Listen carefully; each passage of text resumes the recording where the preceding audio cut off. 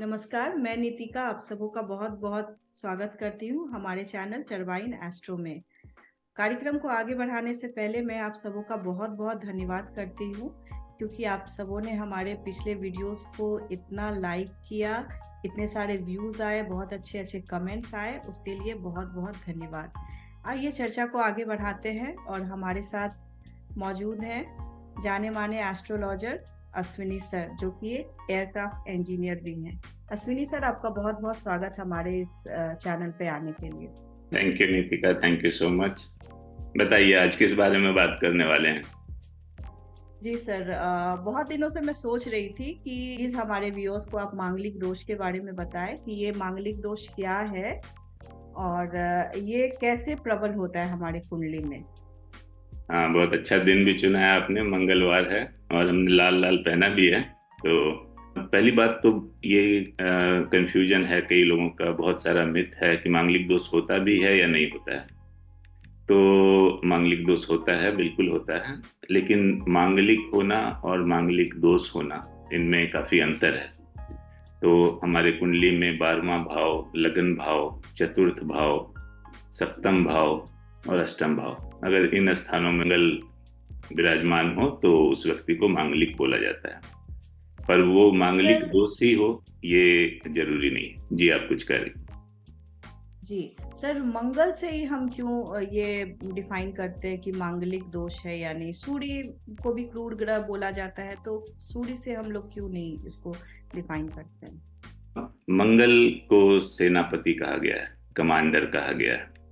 तो मंगल एक अग्नि प्रधान ग्रह है। तो मंगल की इन भावों में जब उपस्थिति होती है तो वो किसी न किसी तरह से सेवंथ हाउस को कनेक्ट करता है। अगर, क्योंकि मंगल की 3 दृष्टियां हैं, चतुर्थ दृष्टि, सप्तम दृष्टि और अष्टम दृष्टि। तो अगर मंगल 12th हाउस में होगा तो उसकी अष्टम दृष्टि 7th हाउस पे पड़ जाएगी, जो कि दाम्पत्य का भाव है। लगन में होगा तो 7th दृष्टि पड़ जाएगी। अगर चतुर्थ भाव में है तो उसकी चतुर्थ दृष्टि पड़ जाएगी, 7th हाउस में है। अगर 7th हाउस में ही है तो वहां पे वो है ही खुद।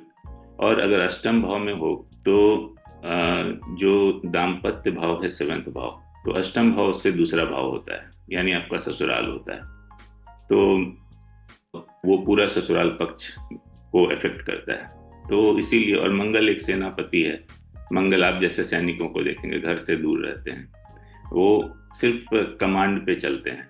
उन्हें जो कमांड मिला वो करते हैं, वो सोचते नहीं है। कमांड, अब अगर मंगल प्रधान व्यक्ति है, उसको किसी ने कह दिया, अब उसमें ऊर्जा भी है, अग्नि भी है, और वो कमांड पे चलता है, तो मंगल को लिया गया है। जी, तो ये कुंडली में कब दोष बनता है, मांगलिक दोष, और क्या ये जीवन साथी के मृत्यु का भी कारण होता है? मांगलिक दोष, जैसा मैंने बताया कि अगर कुंडली के 12वें भाव, लगन भाव, चतुर्थ भाव, सप्तम भाव और अष्टम भाव में मंगल हो तो मांगलिक व्यक्ति कहा जाता है। जहाँ तक जीवन साथी के मृत्यु की बात है, हमें इंटेंसिटी देखनी पड़ती है। जब आप कुंडली दिखाएंगे तो आप मांगलिक हैं भी, तो आप कितने इंटेंस मांगलिक हैं। तो क्या ये मंगल दोष, जो मांगलिक दोष होता है, ये हमारी शादीशुदा लाइफ को ही अफेक्ट करता है या फिर और भी हमारे लाइफ में इसका इम्पैक्ट है? ये पूरा जीवन खराब कर सकता है। इसका इम्पैक्ट केवल शादीशुदा जीवन पे नहीं पड़ता है, इसका इम्पैक्ट पूरे आपके कुटुंब पे पड़ता है। और वैसे भी शादी हमारे यहाँ तो दो दो परिवारों का मिलन होता है। तो मांगलिक, अगर कोई बहुत प्रबल मांगलिक है तो उसका इम्पैक्ट पूरे विवाह और पूरे ससुराल, आपके पूरे कुटुंब पर पड़ता है। सर, ये मांगलिक दोष बहुत प्रबल कब होता है? मांगलिक दोष बहुत प्रबल हो जाएगा अगर मंगल इन भावों में है और अपनी नीच राशि जो कि कर्क राशि है उसमें अगर मंगल है तो मांगलिक दोष प्रबल हो जाएगा।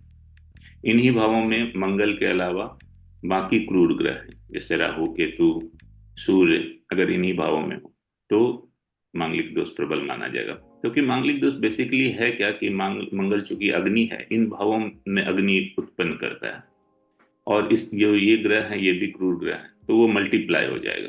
तो इसको, अगर कन्या लग्न की कुंडली है तो मांगलिक दोष प्रबल माना जाएगा, क्योंकि मंगल अष्टम भाव का स्वामी हो जाएगा, अष्टम भाव में मेष राशि बन जाएगी। साथ ही अगर मंगल उग्र नक्षत्रों में हो, जैसे कि हमारे 27 नक्षत्र होते हैं, उसमें से कुछ मृदु नक्षत्र हैं, कुछ तीक्ष्ण नक्षत्र हैं, कुछ उग्र नक्षत्र हैं, जैसे मघा एक उग्र नक्षत्र है, भरनी एक उग्र नक्षत्र है। तो अगर मंगल उग्र नक्षत्रों में हो तो मांगलिक दोष प्रबल हो जाएगा। अगर सप्तमेश भी उग्र नक्षत्र में हो, सप्तम भाव का जो स्वामी है वो भी उग्र नक्षत्र में हो, तो भी मांगलिक योग बहुत प्रबल हो जाएगा। मंगल और सप्तमेश दोनों उग्र नक्षत्र में हो तो काफी प्रबल हो जाएगा। सर, तो क्या एक मांगलिक लड़का एक नॉन मांगलिक लड़की से शादी कर सकता है, या फिर एक नॉन मांगलिक लड़की एक मांगलिक लड़के से शादी कर सकती है? बिल्कुल कर सकते हैं, अगर कुंडली आपकी अलाउ करती है। कुंडली मिलाने का पर्पस ही यही है। तो ऐसा बिल्कुल नहीं है कि अगर कोई मांगलिक है तो उसकी शादी नॉन मांगलिक से नहीं हो सकती है। तो हमारे ज्योतिष शास्त्र में बहुत तरह के परिहार बताए गए हैं। इसके अलावा अगर कोई व्यक्ति मांगलिक है बट उसकी कुंडली में मांगलिक दोष नहीं बन रहा है, तो उसकी शादी नॉन मांगलिक से हो सकती है। एक और है कि अगर लड़के की कुंडली में जिस भाव में मंगल है, अगर लड़की की कुंडली में, या वाइस वर्सा भी कर सकते हैं, उसी भाव में कोई क्रूर ग्रह हो तो वो शादी हो सकती है। अच्छा, तो सपोज किसी की कुंडली में अगर मांगलिक दोष है, तो इसके निवारण के लिए, उस अफेक्ट को कम करने के लिए वो कौन से उपाय करें जिससे उनको राहत मिल सकती हो आगे के लाइफ में? मंगल का मंत्र का जाप कर सकते हैं। और मांगलिक लोगों की शादी के लिए जो कुंभ विवाह और तुलसी विवाह ये बताया गया है, ये कर सकते हैं।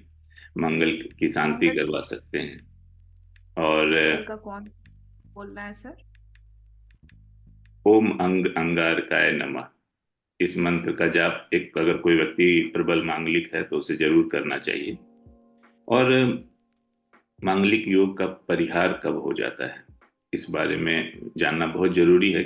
जैसे अगर की कुंडली में मंगल और शनि साथ में हो तो वो व्यक्ति मांगलिक नहीं रह जाता है। दूसरा कंडीशन है कि अगर मंगल पे शुभ ग्रहों की दृष्टि हो, स्पेशली अगर बृहस्पति की गुरु की दृष्टि पड़ रही हो, तो भी मांगलिक दोष भंग हो जाता है। अगर कुंडली में सप्तमेश बहुत बलवान तो भी मांगलिक दोष भंग हो जाता है, क्योंकि सप्तम भाव दाम्पत्य भाव है। अगर मंगल इन भावों में तो है मगर अपनी ही राशि में है या अपनी उच्च राशि में है, तो मांगलिक योग भंग हो जाएगा। अगर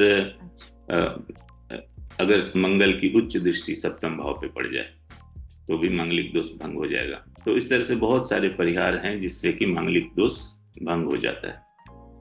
अगर आप काल पुरुष की कुंडली भी देखेंगे तो उसमें अष्टम भाव में वृश्चिक राशि बनती है जो कि मंगल की राशि है। इसीलिए अष्टम, जो कि नेचुरल अष्टम भाव जो है वो आयु का, मृत्यु का कारक है। तो काल पुरुष की कुंडली के हिसाब से मंगल ही नेचुरल कारक हो गया अष्टम भाव का। हालांकि मंगल ऐसे तो तृतीय भाव का कारक होता है, लेकिन आठवें भाव में काल पुरुष कुंडली में मंगल की ही राशि वृश्चिक राशि है, तो इसीलिए अष्टम भाव के मंगल को भी काफी मारक माना गया है। तो बहुत सारे फैक्टर हैं जिससे मंगल दोष को काफी स्ट्रांग मांगलिक मान सकते हैं, और बहुत सारे ऐसे कॉम्बिनेशन हो सकते हैं जिसमें कि मंगल दोष भंग हो जाता है और आप सिर्फ मांगलिक रह जाते हैं, मंगल दोष नहीं होता है आपको। इसको कुज दोष भी बोलते हैं, कुज मंगल का ही नाम है। एक श्लोक भी आता है, कुजवत केतु शनिवत राहु, तो कुज दोष भी बहुत जगह बोला जाता है। सर, अगर कोई मांगलिक व्यक्ति शादी करना चाहे तो उसके लिए उसे कौन सी सावधानियां रखनी चाहिए ताकि उसका जो वैवाहिक जीवन हो वो सुखमय हो उसके देखिए, लिए? मांगलिक होने से डरने की जरूरत नहीं है। मांगलिक मंगल को तो काफी शुभ माना गया है, भले मंगल को क्रूर ग्रह की संज्ञा दी गई है। आप देखेंगे कोई भी पूजा हो, कुछ भी हो, तो बोले मंगल भवन मंगलहारी, तो मंगल से ही शुरुआत होती है। तो मंगल से डरने की जरूरत नहीं है। हाँ, अगर आप मांगलिक हैं, शास्त्रों में इसका उल्लेख है और ये आपकी ही भलाई के लिए है, तो आपको अच्छे से कुंडली मिलान करानी चाहिए। और रेमेडीज हर जगह अवेलेबल है, तो उसकी प्रॉपर रेमेडीज आप करवा सकते हैं। और उसके बाद आप आराम से हैप्पी, शादी करने का पर्पस होता है एक हैप्पी लाइफ जीना। तो जिस तरह हम शादी के लिए बाकी प्रिपरेशंस करते हैं, तो उस तरह हमें ये पार्ट भी देखना चाहिए। और अच्छे से कुंडली मिलान करा के जो भी उपाय अवेलेबल हैं वो करा के आप आराम से शादी आप कर सकते हैं। मांगलिक होने से कोई घबराने की जरूरत नहीं है, इसके काफी उपाय अवेलेबल है। सर, आपका बहुत बहुत धन्यवाद हमारे इस चैनल पे आने के लिए। आपने हमारे दर्शकों के साथ बहुत अच्छी अच्छी जानकारी शेयर की, इसके लिए आपका बहुत बहुत धन्यवाद। Thank you Nitika, thank you so much. और साथ में हम धन्यवाद देना चाहते हैं हमारे व्यूअर्स का, जिन्होंने हमारे वीडियोस को इतना लाइक किया, बहुत अच्छे अच्छे कमेंट्स दिए। उसके लिए आप सबों का बहुत बहुत धन्यवाद। अगर आप सबों को कुंडली रिलेटेड कुछ परामर्श चाहिए तो प्लीज़ नीचे दिए हुए नंबर पे कांटेक्ट कीजिए, और हम ऐसे ही आपके साथ नए नए विषयों को लेके आएंगे, आपके साथ जानकारी शेयर कर होंगे। तब तक के लिए धन्यवाद। Thank you so much.